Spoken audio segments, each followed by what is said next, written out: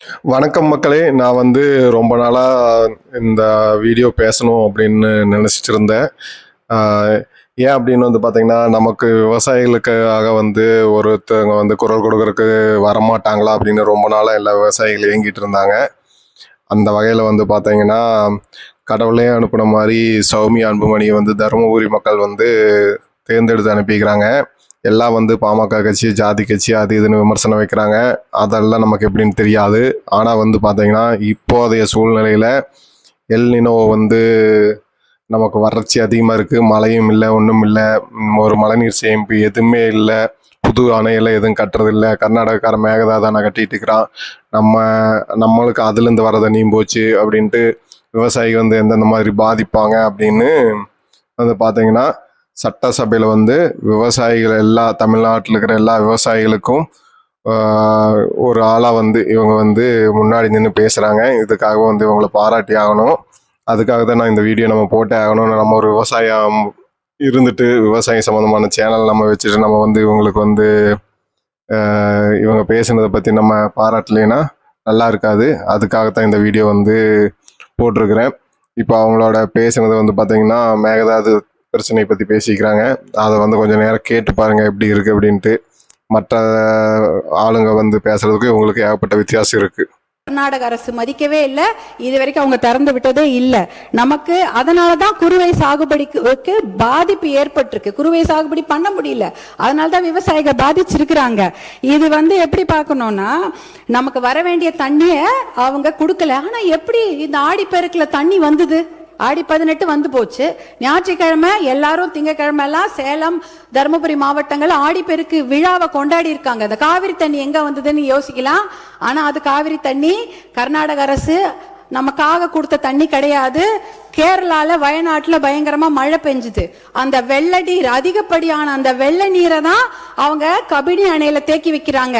அந்த தண்ணி Kabini dam fill ஆயிடுச்சு. ஃபில் ஆனதுனால வேற வழி இல்லாம தான் தண்ணி, உபரி நீர், வெள்ள நீர் தான் நமக்கு திறந்து விட்டுருக்காங்க. ஹாரங்கியில இருக்கிறதோ, ஹேமாவதியில இருக்கிறதோ, கேஆர்எஸ்ல இருக்கிற கிருஷ்ணராஜசாகர் டேம் தண்ணி அவங்க திறந்து விடல. அது முழுக்க முழுக்க கர்நாடக மாநிலத்தில் அந்த பெய்யக்கூடிய மழை, அந்த காவிரி நதி நீரை அதை தேக்கி வச்சுட்டாங்க. இது கேரளால இருந்து வர வேண்டிய தண்ணி தான் வேற வழி இல்லாம கபினி மூலமா நமக்கு வந்திருக்குது. அதனால அவங்க மனசு சட்டப்படி திறந்து வைக்கல, ஆணையத்தோட தீர்ப்பு படி திறந்து வைக்கல. பார்த்தீங்களா அவங்களோட பேச்சு எப்படி இருந்துச்சுன்னு? முதலாக சட்டமன்றத்துக்கு போகிறாங்க ஒரு பெண் உறுப்பினராக. அவங்க வந்து நாடாளுமன்ற தேர்தலையும் போட்டிக்கிட்டாங்க. ஆனால் வந்து அப்போ வந்து 2ஆம் இடத்துக்கு என்னமோ போயிட்டாங்க. இப்போ வந்து பார்த்தீங்கன்னா, சட்டமன்ற தேர்தலில் போட்டிட்டு மக்கள் அவங்கள ஜெயிக்க வச்சாங்க. இவங்க வந்து பார்த்தீங்கன்னா, ஜெயிச்சதுக்கப்புறம் எல்லா மக்களுக்கும் போய் வீடு வீடாக போய் நன்றி சொல்லிட்டு வந்தாங்க. ஜெயிக்க வச்ச மக்களுக்காக. சரி, எல்லா அரசியல்வாதியும் பண்ணுறது தானே, அதே மாதிரி தான் இவங்க பண்ணுறாங்களோ அப்படின்னு நம்ம யோசிச்சுட்டு இருக்கும்போது தான் வந்து பார்த்தீங்கன்னா, இப்போ காலநிலை, இப்போ இருக்கிற சூழ்நிலைக்கு வந்து பார்த்தீங்கன்னா, யார் அதிகம் பாதிக்கப்படுவாங்க, அவங்க பாதிச்சா நாடு எப்படி பாதிக்கும் அப்படிங்கிற மாதிரி விவசாயி தான் இந்த எல்னினோ காலநிலையினால வந்து அதிகமாக பாதிப்பாங்க. அவங்க பாதிச்சானா எல்லா மக்களுமே பாதிப்பாங்க. ஏன்னா சாப்பாடு தான் மனுஷனுக்கு முக்கியம் அப்படிங்கிறது வந்து சரியான உதாரணம் சொல்லி மக்களுக்கு வந்து ஒரு மக்கள் சார்பாக வந்து நாடாளுமன்றத்தில் ஒரு பிரதிநிதியாக வந்து அவங்க வீட்டுக்காரர் பேசுகிறாரு. இங்கே வந்து இவங்க வந்து சட்டமன்றத்தில் ஒரு பிரதிநிதியாக பேசுகிறாங்க.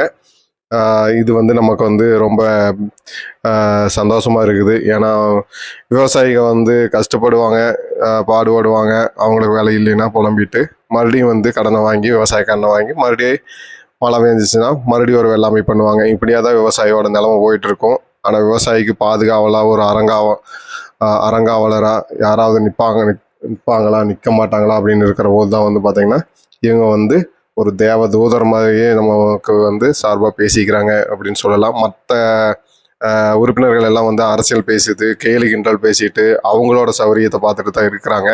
ஆனால் இவங்க ஒரே ஒருத்தங்க மட்டும்தான் வந்து மக்களுக்காக குரல் கொடுத்துட்டு இருக்கிறாங்க. இதுக்காகவே பாராட்டணும். இன்னும் கேளுங்க. பேரவைத் தலைவர் அவர்களே, ஏனென்றால் மேகேதாட்டு டேம் எங்க கட்ட போறாங்க தெரியுங்களா? நம்ம தமிழ்நாடுல இருந்து 4 கிலோமீட்டர் தூரம். இந்த மத்த பிச்சை டேம்லாம் எங்கேயோ தள்ளி தள்ளி 200 கிலோமீட்டர் 300 கிலோமீட்டர் தூரத்துல இருக்குது. கர்நாடக அரசு proposed site for construction of Meketatu Dam is just 4 kilometers away from our state Tamil Nadu. 4 kilometre Krishnagiri Dharmapuri பார்டர்லயே 4 கிலோமீட்டர் கட்டுறாங்க. எதுக்கு கட்ட போறாங்க? ஒரு சொட்டு தண்ணி கூட தமிழ்நாட்டுக்கு வரக்கூடாது. வரக்கூடிய அத்தனை தண்ணியும் எல்லா டேம்லயும் சேர்த்து வச்சுட்டு மேகேதாட்டுல 70 டிஎம்சி தண்ணியை புடிச்சு வச்சுக்கிட்டு ஒரு சொட்டு நீர் கூட தமிழ்நாட்டுக்கு வரக்கூடாது என்பதற்காக தான் தமிழ்நாட்டுக்கு மிக அருகில் டேம் கட்டுறாங்க. அந்த மேகேதாட்டு டேம் கட்டினாங்கன்னா 3 வனவிலங்கு சரணாலயங்கள் அந்த டேம் கீழே போயிடும். 12,500 ஏக்கர் காடுகள் அழிந்துவிடும். புலிகள் சாங்சுவரி இருக்கு. பிலிகிரி ரங்கநாத சுவாமி கோவிலுடைய புலிகள் காப்பகம் இருக்கிறது. காவேரி வைல்ட் லைஃப் சாங்சுவரி இருக்கிறது. அதே சமயம் மாதேஸ்வரன் மலை சாங்சுவரி, அத்தனை வனவிலங்கு சரணாலயம் இருக்கக்கூடிய நீர் வேம்பு நீர் மருந்து மரங்கள் 700 வருஷம் பழமையான மரங்கள்லாம் தண்ணியில போயிடும். நீர் நாய், சாம்பல் நீர் ஆட்டர்ஸ், அப்புறம் மகாசீர்னு மயில் கண்ட மீனுங்க, 4 கொம்பு மானு எல்லாமே அழிஞ்சிரும். இதெல்லாம் அழிச்சிட்டு தான் மேகேதாட்டு டேம் கட்ட போறாங்க. சுற்றுச்சூழல் பாதிப்பு மிகப்பெரிய அளவில் இருக்கும். இதற்காக சுற்றுச்சூழல் கேஸ் நம்ம நிறைய போட்டு இந்த டேமை கட்ட விடாம நம்ம தடுத்தணும். 2 ஆப்ஷன் தான் தலைவர் அவர்களே. ஒன்னு மேகேதாட்டு டேம் கட்டணும், இல்ல மேகேதாட்டு டேம் கட்டக்கூடாது. இதுல நடுவுல என்ன முயற்சி? we don't need the dam, அவ்வளவுதான். no dam, no need of the dam. இதுக்கு நடுவுல முயற்சி என்ன இருக்கு? அந்த முயற்சியே தேவையில்லைங்கிற. மேகேதாட்டு டேம் கட்டக்கூடாது, அவ்வளவுதான். இதுல நடுவுல இந்த நான் முயற்சி பண்றதுல தேவையில்லாத ஒரு விஷயம். அனைத்து கட்சியை கூட்டத்தை கூட்டி கண்டிப்பாக ஒரு ஒத்த முடிவோட நம்ம டெல்லிக்கு போக வேண்டும் என்பதுதான் பாட்டாளி மக்கள் கட்சியின் கோரிக்கை. மிக்க நன்றி. அதுக்கப்புறம் வந்து பாத்தீங்கன்னா இப்ப வந்து கடைசியா வந்து பாத்தீங்கன்னா வேளாண் பட்ஜெட் என்று சொல்லப்படுகிற விவசாயத்துக்கான நிதிநிலை அறிக்கை வந்து தமிழக அரசாங்கம் வந்து சமர்ப்பிக்கும் போது அது மீதான விவாதங்கள் வந்து நடவேற்றது. அதுல வந்து பாத்தீங்கன்னா இவங்க சௌமியா அன்புமணிக்கும் ஒரு வாய்ப்பு கொடுத்திருந்தாங்க. இவங்க வந்து பேசுறத பாத்தீங்கன்னா ஒரு தெளிவா ஒரு முதல் சட்டமன்ற உறுப்பினரா ஆரம்பிச்சு இவ்வளவு தெளிவா பேசுறாங்க. ரொம்ப அனுபவம் வாய்ந்த ஒரு மக்களுக்கான பிரதிநிதி மாதிரி பேசுறாங்க. இவங்க வந்து ஆரம்பிக்கிறத வந்து பாத்தீங்கன்னா அவங்களுக்கு அந்த நிதிநிலை அறிக்கையில் இருக்கிற நல்லதை வந்து பாராட்டிட்டு தான் ஆரம்பிச்சாங்க. எடுத்த உடனே குறையெல்லாம் சொல்லல. அதுல என்னென்ன நல்லது இருக்குது அப்படிங்கிறத பாராட்டிட்டு அதுக்கப்புறம் வந்து பாத்தீங்கன்னா இந்த மாதிரி எங்களுக்கு இருந்திருந்தா விவசாயிகளுக்கான நன்மையா இருக்குங்கிறத வந்து ஒரு எடுத்துக்காட்டு கொடுத்து எல்லாத்தையும் பேசி சொல்லிட்டு வந்தாங்க. ஆனால் இது மற்ற சட்டமன்ற உறுப்பினர் வந்து பார்த்தீங்கன்னா இன்னொரு அம்மா சொல்லிட்டு இருக்கு, எனக்கு வந்து டம்ளரில் தண்ணி வச்சாங்க, இதை வந்து பாட்டிலில் வச்சிங்கன்னா நல்லா இருந்திருக்கு அப்படின்னு பேசிட்டு இருந்தாங்க. இன்னொருத்தர் வந்து எங்களுக்கு தனியாக வரவங்க பஸ் ஏறி வரணும், ரயில் ஏறி வரணும், எங்களுக்கு செலவுக்கு காசு இல்லை, எங்களுக்கு வந்து நீங்கள் போக்குவரத்து அரேஞ்ச் பண்ணி கொடுங்க, காரு இந்த மாதிரி கொடுங்கன்னு ஒருத்தர் பேசிட்டு இருந்தாங்க. எல்லாம் அவங்கவுங்க சௌகரியத்தை தான் பார்த்துட்டு இருந்தாங்க எல்லா சட்டமன்ற உறுப்பினர்களும் ஒரு சிலர். ஆனால் இந்த அம்மா வந்து பார்த்தீங்கன்னா தருமபுரி மாவட்டத்துக்கான குறைகள் எல்லாத்தையுமே என்னென்ன தேவையோ அவங்க மக்களுக்கு தேவையோ எல்லாத்தையும் பேசுகிறாங்க. அதுபோக வந்து பார்த்திங்கன்னா ஒட்டுமொத்த விவசாயிகளுக்கு என்னென்ன பிரச்சனை இருக்கோ எல்லா பிரச்சனையும் வந்து சொல்கிறாங்க. இப்போ வந்து பார்த்தீங்கன்னா பாட்டாளி மக்கள் கட்சி அப்படின்னு ஒரு நாங்கள் தமிழகமே எதிர்பார்த்த உண்மையாலுமே பாட்டாளி அந்த மக்களுக்காக தமிழக நல்லா பேசுறாங்க விவசாயிகளின் அப்படிங்கிறத எங்களுக்கு தோணுது. கூட்டுறவு கடன் நீங்க பாருங்க மொத்தமாக எப்படி பேசுறாங்க. தள்ளுபடி செய்யப்படும் என்ற அந்த அறிவிப்பு வராமல் இருந்தது மிகப்பெரிய ஏமாற்றத்தை கொடுக்கிறது. எங்களுக்கு அது ரொம்ப வருத்தம் அளிக்கக்கூடிய விஷயம். தமிழ்நாட்டுடைய மக்கள் தொகை பாத்தீங்கன்னா ஒரு 8 கோடி பேர் இருக்கும். அதுல தமிழ்நாட்டுல விவசாயம் செய்யக்கூடியவர்கள் ஒரு 5 கோடி பேராவது இருப்பாங்க.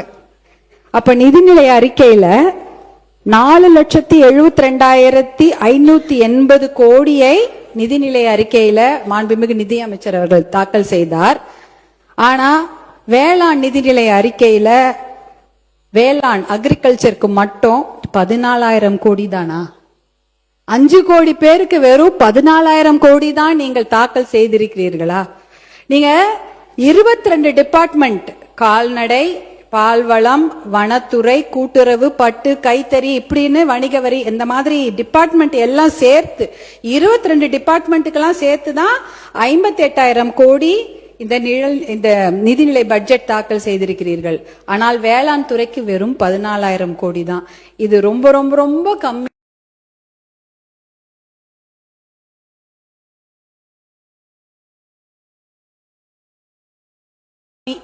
அதுவும் 5 கோடி பேருக்குன்ற போது ரொம்ப கம்மி. இதுக்கு 2 மணி நேரம் டீடைல் பட்ஜெட்டை நம்முடைய மாண்புமிகு அக்ரிகல்ச்சர் வேளாண் துறை அமைச்சர்கள் தாக்கல் செய்திருந்தார். அதுல நிறைய விஷயங்கள் இருந்தது. ஆனா நம்ம எதிர்பார்த்த நிறைய விஷயங்கள் இல்லை. அதுதான் நம்ம சொல்லணும். இப்போ பாத்தீங்கன்னா நாங்கெல்லாம் ஒரு குடும்ப தலைவியாக இருக்கிறோம்னா நாங்க கூட தான் பட்ஜெட் போடுவோம். கஷ்டம்தான். வெறும் கையில முழம் போடுறது என்பது ரொம்ப ரொம்ப சிரமம் தான். வீட்டு வாடகையா, இபியா, ஹாஸ்பிட்டல் பில்லா, ஸ்கூல் ஃபீஸா, இல்ல இஎம்ஐ கட்டணுமா, ப்ரொவிஷன் வாங்கணுமா, தாய்மாமன் சீரை முதலமைச்சர் கொடுத்துருவாரு, அத்தை சீரு பாட்டி சீரு நம்ம தானே கொடுக்கணும். அப்பெல்லாம் என்ன பண்ணுவீங்க? எவ்வளவு வேலை இருக்கிறது. இதையெல்லாம் மனதில் வைத்துக்கொண்டு தான் ஒரு பட்ஜெட் ஒரு குடும்ப தலைவி போடுவாங்க. நீங்களும் அதை மாதிரிதான் மனசுல வைத்துக்கொண்டு இஎம்ஐக்கு 78,680 கோடி போட்டிருக்கிறீங்க. அரசு இயந்திரம், அதாவது ஒரு கவர்மெண்ட் மிஷினரி நல்லா நடக்கணும்னா 91,032 crores. அதே போல பென்ஷனுக்கு 41,846 கோடி. டோட்டலா பாத்தீங்கன்னா 1,32,878 கோடி ரூபாய்கள் நம்ம கவர்மெண்ட் மிஷினரி அரசு இயந்திரம் நல்லா நடக்கணும், மக்களுக்கு சேவை செய்யணுன்றதுக்காக கொடுத்திருக்கிறீங்க. மானியம் பாத்தீங்கன்னா 1,74,494 கோடி. இது என்ன பாத்தீங்கன்னா விவசாயத்துக்கு மட்டும் இலவச கரண்ட்ல, எல்லாத்துக்குமே வீடுகளுக்கு கூட ஒரு சில யூனிட் வந்து அது கொஞ்சம் மானிய விலையில தான் கொடுப்போம். சத்துணவு, அப்புறம் வந்து இந்த கேஸ் சிலிண்டர், வீடு எல்லாத்துக்குமே மானியம் இருக்கிறது. விவசாயத்துக்கு மட்டும் இல்ல, மொத்தமாகவே மானியத்துக்கு 1,74,000 கோடி, 74,494 கோடி வழங்கி இருக்கிறீர்கள். இவ்வளவையும் வழங்கிட்டு விவசாயத்துக்கு 14,000 கோடி தான் கொடுத்திருக்கிறீங்க. அப்ப பெண்கள் வந்து பட்ஜெட் போடும்போது குழந்தைங்களுக்கு சாப்பாடு போடாம இருந்துருவாங்களா? சாப்பாடு போட்டு தான் ஆகணும். அப்ப அந்த சாப்பாடு போடுற அந்த விவசாயிக்கு பட்ஜெட் ஏன் இவ்வளவு கம்மியா போட்டீங்க?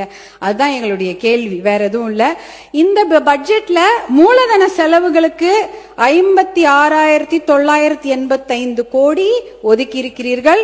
அது பாத்தீங்கன்னா இன்ஃப்ராஸ்ட்ரக்சர் டெவலப்மெண்ட், ரோடு, அப்புறம் ஹாஸ்பிட்டல், பிரிட்ஜ், ஸ்கூலு, இதுக்கெல்லாம் நீங்க ஒதுக்கி இருக்கிறீங்க. ஆனா இதுல முக்கியமாக ஒதுக்க வேண்டியது என்னன்னு பாத்தீங்கன்னா கிட்டத்தட்ட நீர்ப்பாசன திட்டங்களுக்கு நிதியை அதிகமாக ஒதுக்கி இருக்க வேண்டும். இந்த நீர்ப்பாசன திட்டங்கள் பேரை மட்டும் படிச்சிடுறேன். காவிரி குண்டாறு இணைப்பு திட்டம், தர்மபுரி காவிரி உபர்நீர் திட்டம், அரியலூர் சோழர் பாசன திட்டம், காவிரி சரபங்கா திருமணி முத்தாறு கால்வாய் இணைப்பு திட்டம், நந்தன் கால்வாய் திட்டம் மற்றும் தென்பெண்ணை துறிஞ்சலாறு இணைப்பு திட்டம், பாலாற்றில் தடுப்பணைகள் பாசன திட்டம், பாண்டியாறு புன்னம்புழா திட்டம், அத்திக்கடவு அவிநாசி திட்டம் 2.0, மேட்டூர் அணை வலதுகரை கால்வாய் நீட்டிப்பு திட்டம், தோணிமடுவு பாசன திட்டம், படேத்தலாவ் ஏரி கால்வாய் திட்டம், பாலேகுழி ஏரி கால்வாய் திட்டம், இத்தனை திட்டங்கள் இருக்கிறது. இந்த திட்டங்களுக்கு, நீர்ப்பாசன திட்டங்களுக்கு அதிகப்படியான நிதியை மூலதன செலவுகளில் ஒதுக்கி இருக்க வேண்டும். அதாவது பாத்தீங்கன்னா தமிழ்நாட்டுல 950 மில்லிமீட்டர் மழை வருஷத்துக்கு பெய்யுது. இது போதுமான மழை தான். நம்மளுடைய south west monsoon, north east monsoon, தென்கிழக்கு வடமேற்கு அந்த மான்சூன்ல நமக்கு நல்ல மழை பெய்யுது. ஆனா அந்த மழை தண்ணி எல்லாம் கடல்ல வீணா கலந்துடுது.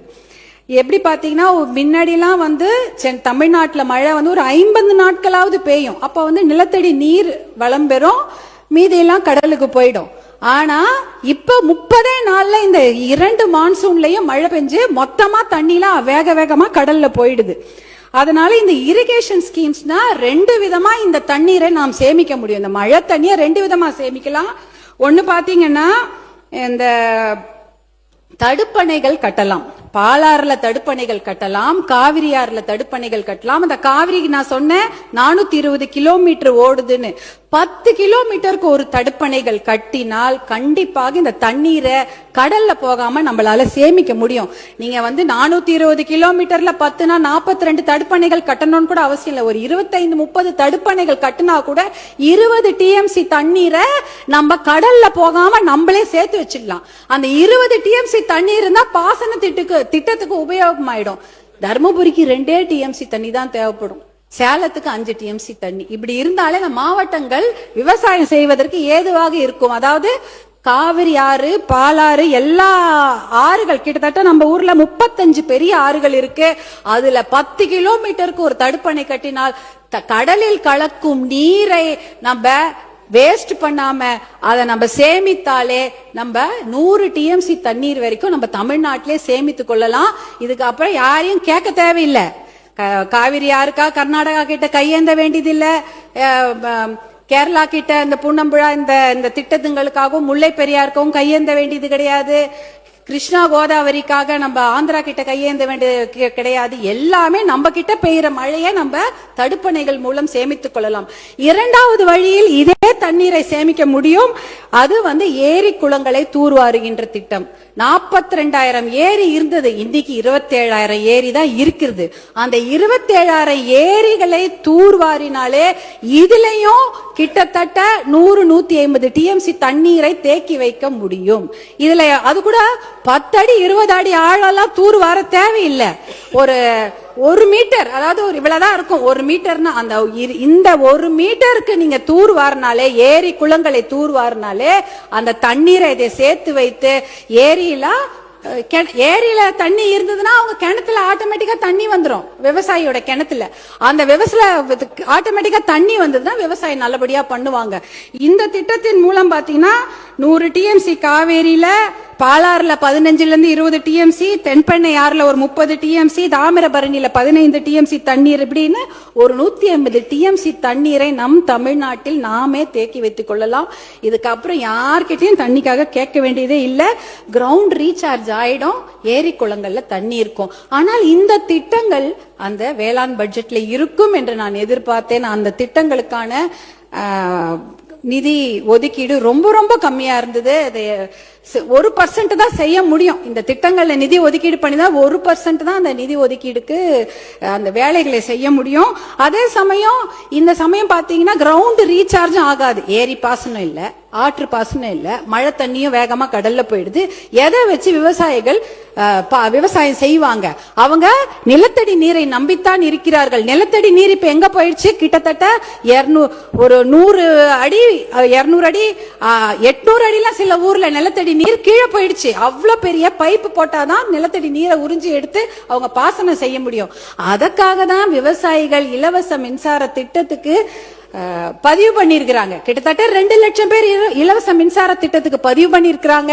அதே சமயம் தட்கல் முறையில கிட்டத்தட்ட 65,000 பேர் பதிவு பண்ணிருக்கிறாங்க. பாத்தீங்கன்னா 5 ஹார்ஸ் பவர்ல இருந்து 15 ஹார்ஸ் பவருக்கு 2 லட்சத்திலிருந்து 4 லட்சம் ரூபாய் வரைக்கும் அவங்க முன்பணமா எலக்ட்ரிசிட்டி போர்டுக்கு செலுத்தி இருக்கிறாங்க. மின்சார வாரியத்துக்கு ஒரு 1,500 கோடி ரூபாயை கடன் வாங்கி காலில் இருக்க கொலுசெல்லாம் வித்து, காதில் இருக்கிற கம்மலெல்லாம் வித்து 2 லட்சம் 4 லட்சம் கட்டி இருக்கிறாங்க. இன்னும் அந்த இலவச மின்சார திட்டம் அவர்களுக்கு வழங்கப்படவில்லை. தேர்தல் வந்துருச்சு, அதனால வழங்கவில்லைன்னு சொன்னாங்க. தேர்தல் முடிஞ்சு 2 மாசம் ஆயிடுச்சு. கண்டிப்பாக அந்த இலவச மின்சார திட்டத்தை பதிவு செய்த அந்த விவசாயிகளுக்கு வழங்குமாறு உங்களை அன்போடு கேட்டுக்கொள்கின்றேன். அதே சமயம் பாத்தீங்கன்னா நிறைய மானியங்களை அறிவித்திருக்கிறீர்கள், நான் பார்த்தேன். ஆனா இந்த மானியங்கள்லாம் பாத்தீங்கன்னா 1 ஏக்கர் 2 ஏக்கர் விவசாயிகளுக்கு தெரியவே தெரியாது. ஒரு 20-30 ஏக்கர் வைத்திருக்கிற விவசாயிகளுக்கு தான் அந்த மானியத்தை பற்றி நன்றாக தெரியும். அவங்க தான் ஒரு 2 வீலர் எடுத்துக்கிட்டு, பைக் எடுத்துக்கிட்டு அவங்க நகர்ப்புறத்துக்கு போயிட்டு விஏஓ பிடிஓ எல்லாரையும் போய் பார்த்து அந்த மானியத்தெல்லாம் வாங்கிட்டு வருவாங்க. ஆனா இந்த 1 ஏக்கர் 2 ஏக்கர் எங்கேயோ குக்கிராமத்திலே மலைப்பகுதியில உட்கார்ந்துருப்பாங்க. அவங்களுக்கு இந்த மானியத்தை பத்தி தெரிய வாய்ப்பே இல்லை. யாரும் போய் அவங்களுக்கு எடுத்து சொல்லவும் மாட்டாங்க. அவங்க ஒரு பஸ் எடுத்துட்டு போயிட்டு அதை பத்தி தெரிஞ்சுக்கவும் மாட்டாங்க. ஏன்னா அந்த ஊருக்கெல்லாம் ஒரு பஸ் தான் வரும் காலையில. அவன் ஒரு வாட்டி அந்த விவசாயி அந்த பஸ் ஏறி போயிட்டு திருப்பி அவங்க 2 நாள் உழைப்பு வீணாயிடும். அந்த ஊருக்கெல்லாம் எனக்கு தெரிஞ்சு 108 ஆம்புலன்ஸா எப்ப கூப்பிட்டாலும் வரும். அதுவும் மருத்துவர் அன்புமணி அவர்கள் கொண்டு வந்த திட்டம் தான். இல்லைன்னா பஸ்ஸே கிடையாது, பாதி ஊருக்கு பஸ் வர்றது கிடையாது. நாங்க இந்த அக்ரிகல்ச்சர் பட்ஜெட் போடும்பொழுது ஒரு கூட்டத்தை நம்முடைய அரசாங்கம் கூட்டி இருந்தார்கள். 3 மாண்புமிகு அமைச்சர்கள் அங்க உட்கார்ந்து இருந்தாங்க. எங்களை போன்ற சட்டமன்ற உறுப்பினர்களும் பாராளுமன்ற உறுப்பினர்களும் அங்க உட்கார்ந்து சேலத்துல ஒரு கூட்டம் போட்டாங்க. அக்ரிகல்ச்சர் பட்ஜெட் போடுவதற்கு முன்னாடி ஒரு கலந்தாய்வு கூட்டம். எத்தனையோ விவசாயிகள் கலந்து கொண்டார்கள். அங்க விவசாயிகள் நிறைய குறைகளை சொன்னாங்க. அவங்க யாருமே அரசியல்வாதிகளாக எங்களை பற்றி எந்த குறையுமே சொல்லல. அரசு அதிகாரிகளே தான் அவர்கள் குறை சொன்னார்கள். ஏன்னா அந்த மானியம்லாம் அவங்களுக்கு ஒழுங்கா போய் சேரதே இல்லை என்ற குறையை அவங்க அரசு அதிகாரிகள் பேர் தான் அவங்க சொல்லிட்டு இருந்தாங்க. அதெல்லாம் நாம் களைய வேண்டும். ஏன்னா அந்த மானியங்கள்ல இருக்கக்கூடிய அந்த பணம் வந்து அவர்களுக்கு நல்லபடியாக போய் ரீச் ஆகுதா சேருதா என்பதை நாம கண்டிப்பாக அதை நம்ம பார்க்க வேண்டும். பேரவைத் தலைவர் அவர்களே, இதுதான் விவசாயத்துக்கு நாம் கொடுக்க வேண்டிய முக்கியத்துவம். அதற்கு ஒரு முதல் மரியாதை கொடுத்து பட்ஜெட் போட வேண்டும் என்று அன்போடு கேட்டுக்கொள்கின்றேன்.